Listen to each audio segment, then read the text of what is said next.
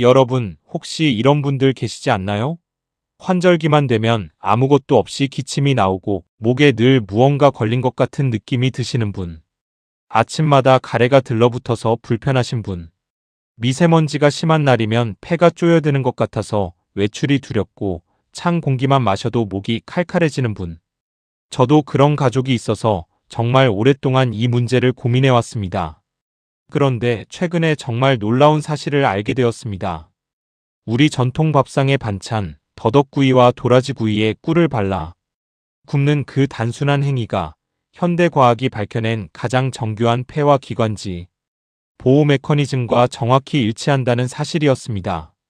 오늘 영상을 끝까지 보시면 왜 단순히 더덕이나 도라지를 먹는 것보다 꿀을 발라 구웠을 때 훨씬 강력한 효과가 나타나는지 그 과학적 비밀을 완전히 이해하실 수 있을 것입니다. 그리고 효과를 2배, 3배 끌어올리는 황금 레시피와 체질별 맞춤 섭취법 7일 챌린지 실행 계획까지 모두 공개해 드리겠습니다. 절대 끄지 마세요. 이 정보는 여러분의 폐와 기관지가 지금 당장 필요로 하는 것일 수 있습니다. 먼저 우리가 왜 이 조합에 주목해야 하는지 그 배경부터 말씀드리겠습니다. 현대인의 폐와 기관지는 그 어느 때보다 심각한 위협에 노출되어 있습니다.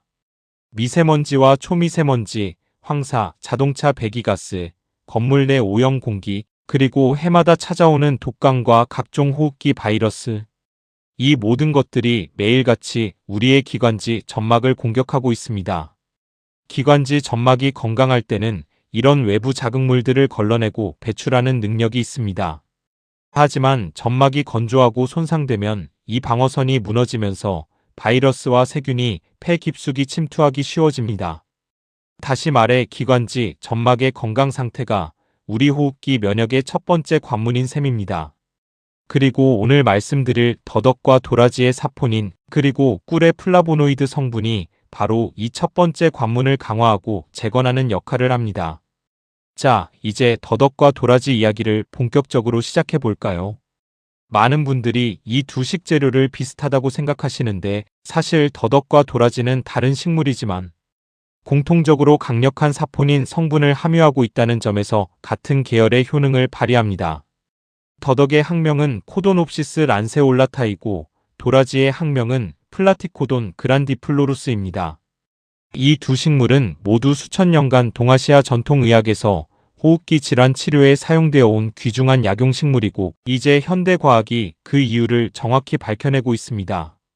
더덕에 들어있는 핵심 사포닌 성분 중 가장 주목받는 것은 란세마사이드어입니다. 이 성분에 대한 연구 결과들을 보면 정말 입이 벌어질 정도입니다. 더덕 껍질 추출물에 관한 국내 연구에서 이 추출물이 항산화 효과와 세포 보호 효과, 그리고 항염증 효과에서 탁월한 성능을 보인 것이 확인되었습니다. 특히 과산화수소로 손상된 세포를 보호하는 실험에서 눈에 띄는 결과가 나왔는데 이것은 실제로 미세먼지나 오염물질이 폐세포를 손상시키는 메커니즘과 유사한 조건에서 더덕 성분이 보호막 역할을 한다는 것을 의미합니다. 또한 더덕 추출물이 기관지염, 기침, 염증 치료에 사용되어 온 전통적 용법을 현대 임상 연구들이 뒷받침하고 있으며 아시아 지역에서 대규모로 이루어진 코도놉시스 연구에서 이 성분이 기관지 보호와 폐 기능 개선에 실질적인 효과를 가진 것이 확인되었습니다. 그런데 도라지의 사포닌은 더더욱 인상적인 연구 결과를 갖고 있습니다. 도라지에서 추출되는 플라티코딘 D라는 사포닌 성분에 대한 연구는 현재 전 세계 의학학 연구자들이 가장 뜨겁게 주목하는 분야 중 하나입니다. 국제약학 저널에 발표된 연구에 따르면 플라티코딘 D는 기관지, 점막의 점액 분비를 자극하여 점막을 촉촉하게 유지시키는 직접적인 메커니즘을 갖고 있습니다. 쉽게 말씀드리면 도라지의 사포닌이 기관지 안쪽 벽에 작용해서 점액을 더 많이, 더 고르게 분비하도록 자극한다는 뜻입니다. 이 점액이 바로 우리 기관지의 천연 방어막입니다. 먼지, 세균, 바이러스가 들어오면 이 점액이 달라붙어 배출시키는 역할을 하는데 도라지 사포닌이 이 방어막을 더 두텁고 촉촉하게 만들어주는 것입니다. 더 나아가 만성 기관지염 동물 모델을 사용한 연구에서 도라지, 다당류와 플라티코딘 D의 조합이 기관지 조직의 면역 불균형을 조절하고 염증을 억제하는 데 시너지 효과를 발휘한다는 것이 확인되었습니다. 또한 알레르기성 기관지 염증 연구에서 플라티코딘 D가 호상구 염증과 기관지, 점막의 뮤신 과다 생산을 억제한다는 결과도 발표되었습니다. 뮤신은 가래의 주요 성분인데 뮤신이 과도하게 생산되면 오히려 기도가 막히고 가래가 끈적해지는 문제가 생깁니다. 도라지 사포닌은 이 균형을 정밀하게 조절하는 놀라운 능력을 갖고 있는 것입니다. 또한 전 세계 5개국이 공동으로 참여한 도라지 관련 대규모 연구에서는 도라지 사포닌이 호흡기 바이러스에 대한 항바이러스 효과까지 보유하고 있다는 충격적인 결과가 보고되기도 했습니다. 이 정도에서 많은 분들이 이런 생각을 하실 겁니다. 그렇다면 그냥 더덕이나 도라지를 먹으면 되지 굳이 꿀을 발라 구워야 하는 이유가 뭔가요? 이제 이 영상에서 가장 핵심적인 내용을 말씀드릴 시간입니다. 꿀이 함유했을 때 일어나는 일, 그것이 바로 오늘의 진짜 주제입니다. 꿀은 단순한 감미료가 아닙니다. 꿀은 그 자체로 수십 가지의 플라보노이드와 폴리페놀, 유기산, 효소, 그리고 항균 물질을 함유한 복합 기능성 식품입니다. 국제의학저널에 게재된 꿀의 치료 효과에 관한 체계적 분석 연구에 따르면 꿀은 급성 호흡기 감염 치료에 유의미한 효과를 보였으며 기침과 가래 증상을 완화하는 데 있어 일부 일반 의약품에 버금가는 효능을 나타냈습니다. 또한 꿀에 함유된 폴리페놀 성분들이 기도 점막의 산화 스트레스를 낮추고 점막 세포의 손상을 막는 역할을 한다는 것도 확인되었습니다.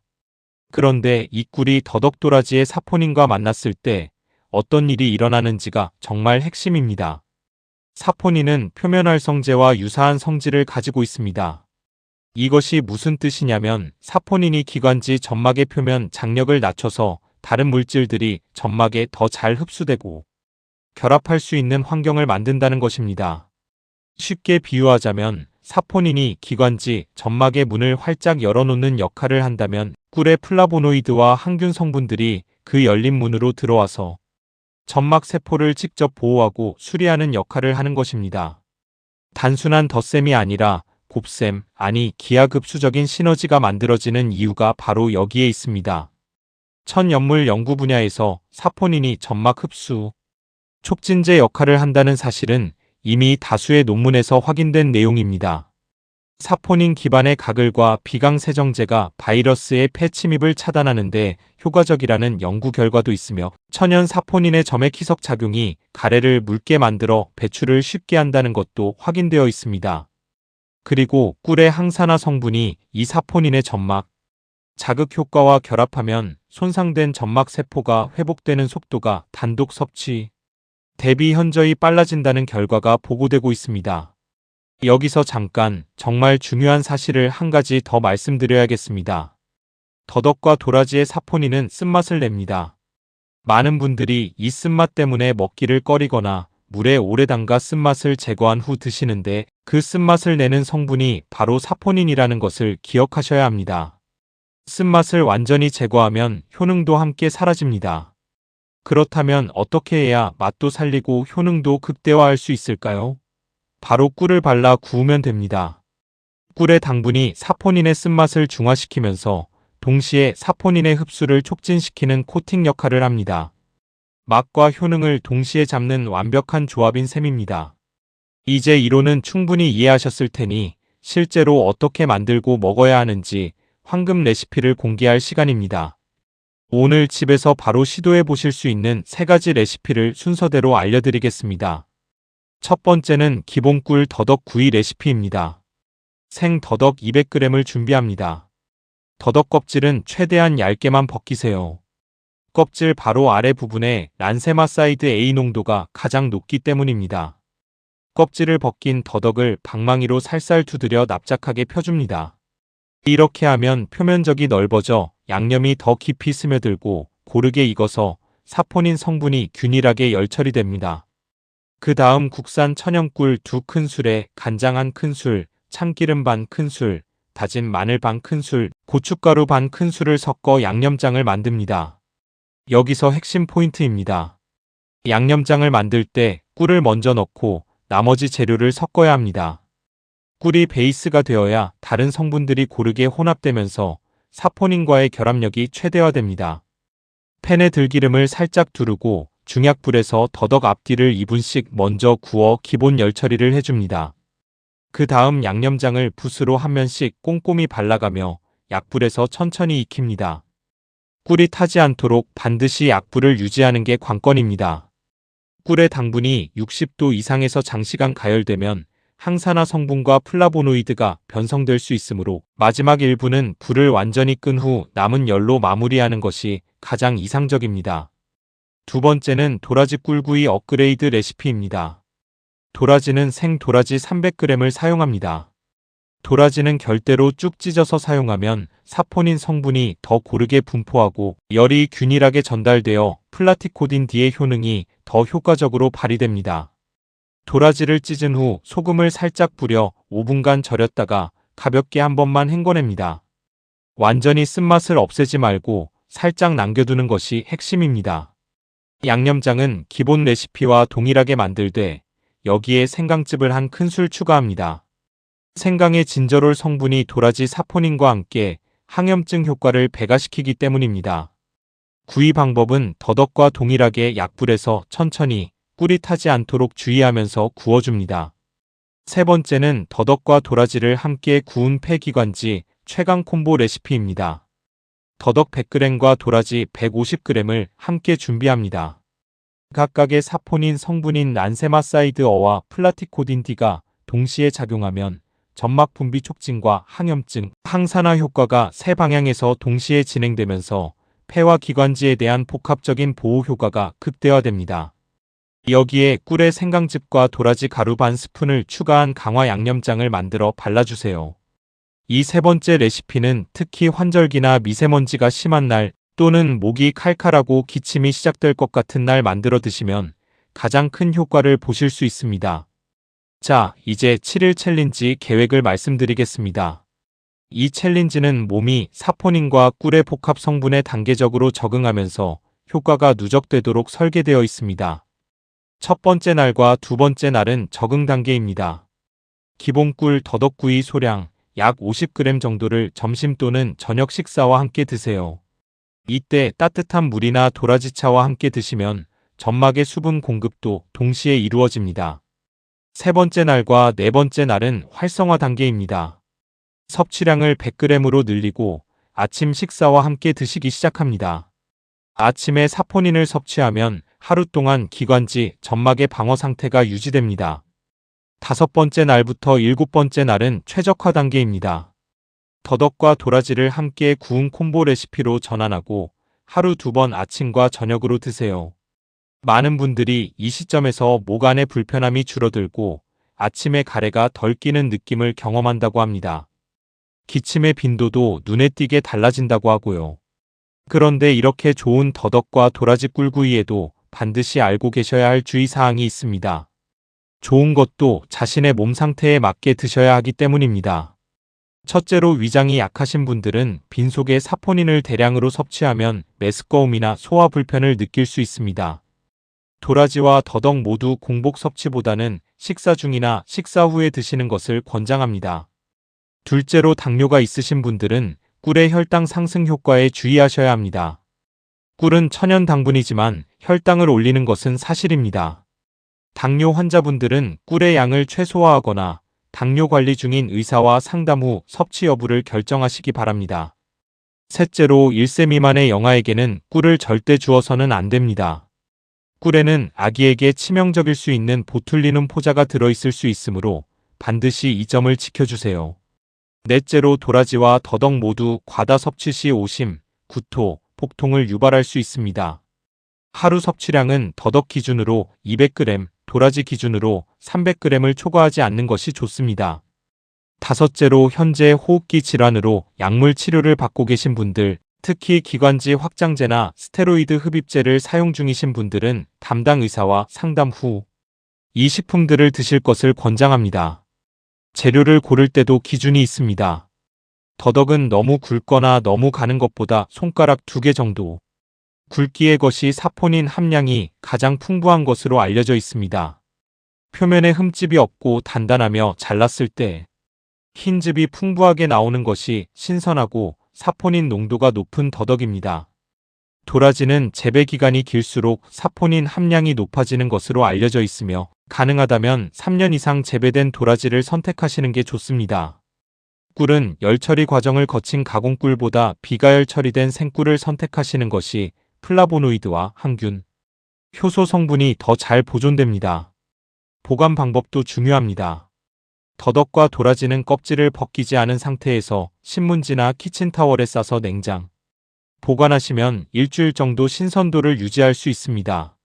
이미 손질한 더덕이나 도라지는 밀봉 용기에 넣어 냉장 보관하되 3일 이내에 드시는 것이 좋습니다. 꿀은 직사광선을 피해 서늘한 곳에 밀봉 보관하시면 되고 꿀에 물이 들어가지 않도록 주의하셔야 합니다. 드시는 타이밍에 대해서도 말씀드리겠습니다. 더덕과 도라지 꿀구이는 언제 드셔도 좋지만 특히 효과가 극대화되는 타이밍이 있습니다. 첫째는 아침 식사 시간입니다. 앞서 말씀드린 대로 기관지, 점막은 아침에 가장 활발하게 재생되는데 이 시간대에 사포닌과 꿀의 폴리페놀을 공급해주면 하루 종일 기관지, 방어막이 최상의 상태로 유지됩니다.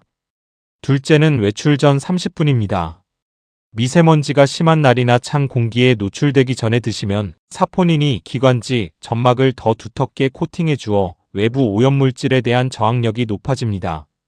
셋째는 감기 기운이 느껴질 때입니다. 목이 칼칼하거나 기침이 시작될 것 같은 느낌이 드는 즉시 꿀 더덕구이 한 접시를 드세요. 사포닌의 점막 재생 효과와 꿀의 항균 작용이 초기 증상 진압에 상당한 도움이 됩니다. 오늘 말씀드린 내용의 핵심을 한 번 더 정리해 드리겠습니다. 더덕의 란세마사이드 어는 기관지, 세포를 보호하고 항염증, 항산화 작용을 합니다. 도라지의 플라티코딘D는 기관지, 점막의 점액 분비를 자극하여 천연 방어막을 강화합니다. 꿀의 플라보노이드와 폴리페놀은 점막 산화 손상을 막고 항균 환경을 조성합니다. 그리고 사포닌이 점막의 흡수 장벽을 낮추어 꿀의 유효 성분이 기관지, 점막에 더 깊이 흡수되게 함으로써 두 성분의 시너지가 폭발적으로 증폭됩니다. 이 네 가지 메커니즘이 한 접시 안에서 동시에 작동하는 것, 이것이 바로 더덕과 도라지에 꿀을 발라 구워야 하는 과학적 이유입니다. 우리 선조들이 더덕구이와 도라지구이에 꿀을 발라 먹어온 수백 년의 지혜가 오늘날 첨단 호흡기 의학이 규명한 메커니즘과 정확히 일치하고 있습니다. 비싼 건강기능식품이 필요하지 않습니다. 전통시장이나 마트에서 쉽게 구할 수 있는 더덕, 도라지, 그리고 꿀 한 병이면 충분합니다. 오늘 저녁 식탁에 이 조합을 올려보세요. 여러분의 폐와 기관지가 달라지는 것을 느끼시게 될 겁니다. 물론 이 정보는 의학적 치료를 대체하는 것이 아닙니다. 지병이 있으시거나 약물을 복용 중이신 분들은 반드시 전문의와 상담하시고 이 음식들을 보완적인 건강식품으로 활용하시기 바랍니다. 하지만 건강한 폐와 기관지를 유지하고 싶은 분들에게 더덕과 도라지에 꿀을 발라 구운 이 한 접시는 여러분의 식탁에서 가장 현명하고 맛있는 선택이 될 것입니다. 오늘 영상이 유익하셨다면 구독 버튼을 눌러주시고 폐와 기관지 건강이 걱정되는 소중한 분들과 이 영상을 공유해주세요. 다음 영상에서도 여러분의 건강을 지키는 더 놀라운 과학적 비밀을 들고 찾아오겠습니다. 건강하고 활기찬 하루 보내세요.